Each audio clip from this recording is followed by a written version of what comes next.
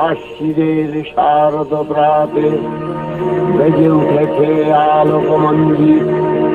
ধরণীর বহিরাকাশে অন্তরিত মেঘমালা, প্রকৃতির অন্তরাকাশে জাগরিত জ্যোতির্ময়ী জগন্মাতার আগমন বার্তা।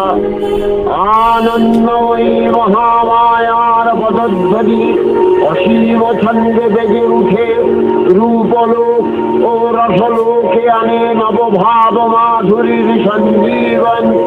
তাই আনন্দিতা শ্যামলী মাতৃকার চিন্ময়ীকে মৃন্ময়ীতে আবাহন।